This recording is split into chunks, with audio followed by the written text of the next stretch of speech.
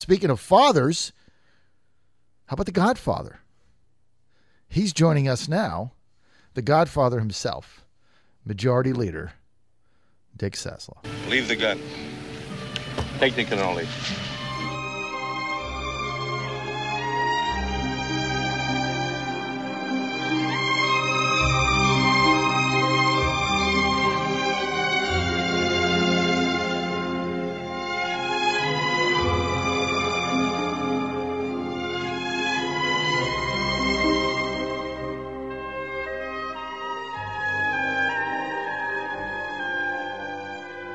Yeah, it's great to have your own theme song. You're top of the heap, in charge.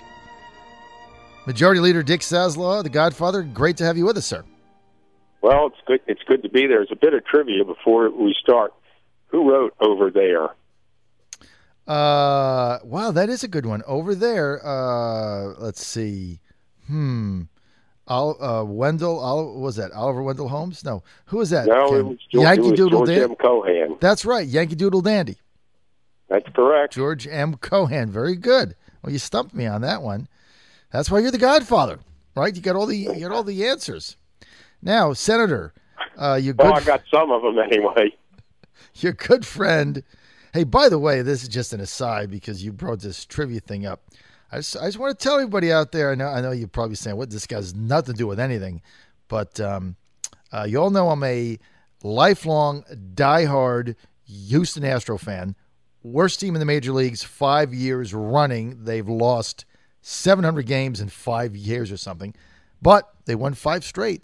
And this weekend they're playing the Orioles, so I get to see them on TV, so I'm fired up. Maybe we're not going to lose 120 games again. Got a 5-game win streak. Go Stros. Okay, your good friend, Senator Emmett Hanger, who was part of your Marketplace Virginia Expand Medicaid Republican trio, jumped ship. And still is. He jumped ship, and now he's got a plan. He says, let's just pass the budget. Let's expand Merck. Let's give them more power. But you've already been over this Merck thing, right? You said... Well, he didn't. I think people need to read this a little more carefully. What he said was, he says that's ideal, but he says that they would both be negotiated at the same time, and there wouldn't be an agreement on the budget until there was agreement on changing Merck. You follow me? So, in other words, it's still the same, only you've separated the two items out. But they would be, you wouldn't have an agreement on the budget until you had an agreement on changing the Merck condition. Is what he's saying. Right. So, I mean, he's presented a compromise that basically he's trying to find a way to get a budget passed without Medicaid being expanded. Right. He's trying to separate the two out. And part of that, yeah, but if they agreed to his other proposal, which would be a precondition of agreeing on a budget, that would pretty much expand Medicaid. Right. Well, what he proposed, the Merck Commission, which quite frankly, Mr. Majority Leader, you have mocked the commission as basically a sideshow. It's become that, unfortunately. It shouldn't have, it's just that every time, you got serious people on there, and Emmett's one of them, Janet Howe, Bill Hazel. And every time they've dealt with whatever complaints there are about Medicaid, then they come up with something else. The governor the other day, said to the leadership that he'd be willing to entertain, what Mike Pence wants to do. And they get back, they go, well, no, because you don't know if they're going to keep their word. All the other governors, are beginning to think they're going to keep their word. But in addition to that, I told somebody I'm convinced that if the administration wrote a check to be held in escrow by Metropolitan Life, who will be there long after even all the banks fail, a $4 billion escrow, they would claim that, how do we know Metropolitan Life won't go broke next year and waste all the money? Well, I mean, one of the proposals that Senator Hanger made on the Merck Commission, which has 10 people on it, which I thought has some legs. You know, the way it's set up now is to get Medicaid expanded, which everybody knows I'm not in favor of. But to get it expanded, you have to have a majority of 5 of the House members and 5 of the Senate members. Now, the way it's set up, that just isn't going to happen. But the way it's currently set up, you're right. It won't happen. But what Hanger said is, let's scrap that, and you just got to get 6 out of the 10. They've already got 4 people solid. You've got to have 6 out of the 10 vote against Medicaid expansion. Right. Vote no. Vote no. So if it's 5-5, Medicaid gets expanded. They could expand Medicaid. You got 4 now, so you under that scenario, you just need 1. You got 5. You got 5. The 5 people from the Senate, I think, the 5 voting members, I think, are all in favor of it. And the 5 House members or voting members are all against it. I don't think the non-legislative members have a vote. Right. It's only the legislative members, but the elected officials, right? But we just had your colleague Tom Garrett on from Goochland. By the way, he shaved his beard, and he said, that's ridiculous, because he said, I'm not going to give my authority away. There's 140 people. Why should 7.5%, 8% of the General Assembly be deciding on one of the biggest budgetary items in the history of the state? He said that's stupid. Well, he voted against the whole Merck Commission anyway, so he doesn't like that. 819. Okay, now the other thing that Garrett was complaining about, he was saying, and Chairman Chris Jones said the same thing. He said, look, Majority Leader Saslaw is going around saying we don't really have to pass a budget until September. Terry McAuliffe can spend money out of the rainy day fund. And they were both complaining that there's no way on earth that the government could function through September. And they wanted me to ask you, how do you come up with September without I didn't say the government could function all the way to September. I said this thing may not get resolved until September. Oh, it might not get resolved till September. That's correct. But then the government gets shut down. Function till September. But if it's shut down, I mean, teachers can't get shut down. Those rural governments they're out of business. My chairman, Sharon Bolder, remarked they could run for quite a while without state money. That's not the case where Mr. Garrett comes from or Chris Jones comes from. So what would happen?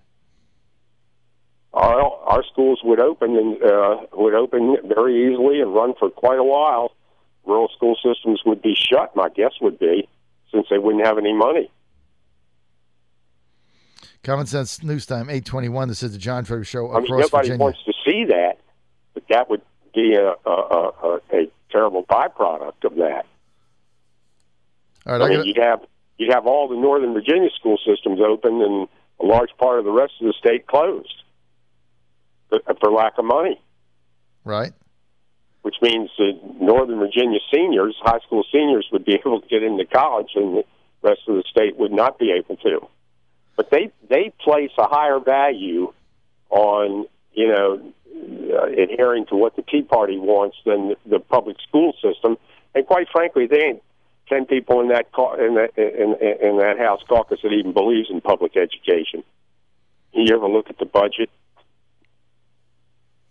Now, what about Senator Tim Kaine the other day made an interesting comment. I know you follow this stuff. Senator Kaine said, he said, secretly, he said there's enough House Republicans that really want Medicaid to be expanded, and they want McAuliffe to just issue an executive order and be done with it. And do you think that's true? I don't, obviously it gets them off the hook. I don't know what the numbers are. There are probably some that have told the governor that. I think they have. And they may wind up getting their wish. Who knows? You never can tell. We're with Majority Leader of the Senate of Virginia, Dick Saslaw. Senator Saslaw, the other question I've got is on this proposal, if you will, by Senator Emmett Hanger. This was broached by reporters yesterday to Governor McAuliffe. And, those of us that follow the governor, I mean, you pretty much get an indication of what Terry is thinking one way or the other. He's not a poker player, if you will. And he was pretty favorable to the idea. He said, look, it seems like a reasonable compromise. We need to compromise. I keep compromising. I'm trying to find a compromise to get this thing worked out.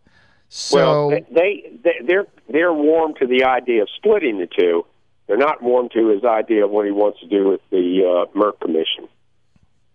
And there would not be a settlement of the budget, okay, until you had the other. So you wouldn't take the... So you're basically right back where you are right now.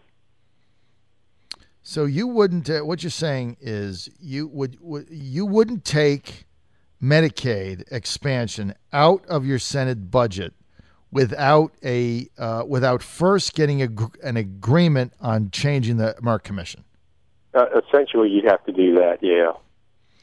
And what changes do you want? I think what Emmett suggested would make sense. So it sounds like his plan might work then. Yeah, but that part they're not keen on, because it would result in Medicaid expansion, which they're opposed to. So, like me, I can't figure out why they're opposed to it. You're telling me that they're all right, and Jan Brewer is wrong, Kasich is wrong, Scott's wrong, Walker's wrong, Snyder's wrong, Pence is wrong, the governor of Utah is wrong. I mean, who believes that? Well, it gets back to the central argument that eventually, Senator, the money pot is going to run out. I mean, this thing can't get funded in perpetuity. It didn't go. Listen. Ultimately, they're going. They someday we're going to have a situation up there where you can resolve some of our financial problems. But if that money runs out, the program's over. Mm-hmm. It's over. And they will have to acknowledge that when they sign up for it. It's over. And the U.S. Supreme Court has said you can't condition your other Medicaid on that. And we've got a letter from them, from the Department of Medicaid and Medicare Services, saying you try it for 2 years, we'll fund 100%. You don't like it, that's it. Gone. Nobody believes that because there's not been an what do you mean nobody believes that? They got a letter on federal stationery. What do you mean nobody believes it? They got a letter on federal stationery. Well, who's going to tell 500,000 Virginians?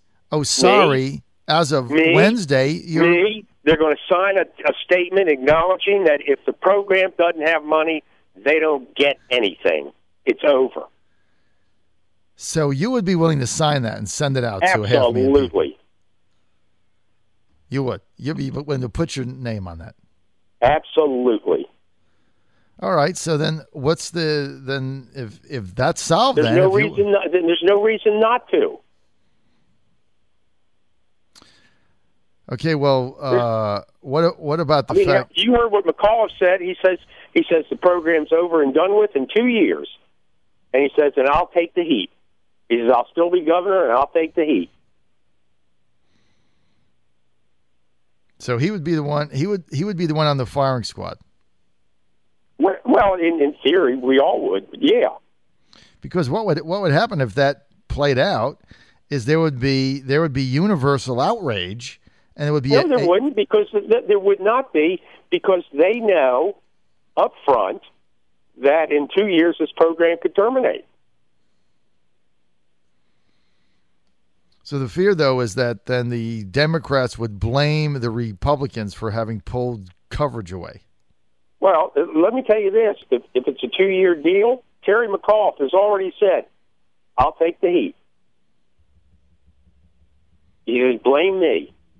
Try it for 2 years. Blame me. Okay, so what about the argument from Delegate David Ramadan, who's basically now it came on our show and kind of changed the game here a little bit, and he said, look, we're all arguing about whether or not we get the federal money. Here's the real argument. Who said we have to socialize medicine in Virginia? These are 400,000 able-bodied people that have jobs. I mean, the American way, and jobs that don't enable them to have enough money to buy health insurance, or they're working for companies that may not be able to afford to pay 50-60%. You're not socializing medicine, okay? I got news for David Ramadan. What's the difference between that and what he's getting from the state? How do you mean? Well, if he has a state insurance plan, which, by the way, 50 of the 69 Republican delegates do, okay? If he has a state plan, what's the difference between him getting that money from the state, which is coming through, some of which 20-some% of our budget is federal money?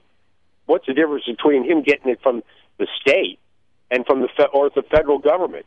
I mean, if that's what he calls socialized medicine, he's getting it right now. And in fact, that's a government-run health plan. Well, hello? Well, he also says, well, if you're going to do that, why stop there? Why not give everybody that can't afford one a car? That's a little silly. That's a little silly. Having a car is not, basic necessity to being alive. Having health care is. And let me tell you something. They're going to get health care, John. They just show up at that emergency room. Well, it's a question of whether or not you want to pay $1,500 a visit with the state picking up the tab, or $150 to $180 with the federal government picking up the tab. Take your choice. Because you're going to pay it either way. You're going to pay it either way. And what the Republicans are saying, well, we'll keep adding money to indigent care funds. You got it. But you got it. We'd rather pay that rather than us buck the Tea Party and Americans for Prosperity. We would rather stick us with the $1,500 emergency room bill versus the $150 to $200 doctor's visit. That's going to be the final word from the Godfather. Majority Leader Dick Saslaw says maybe there's a compromise from Senator Hanger, maybe not. We'll have to see.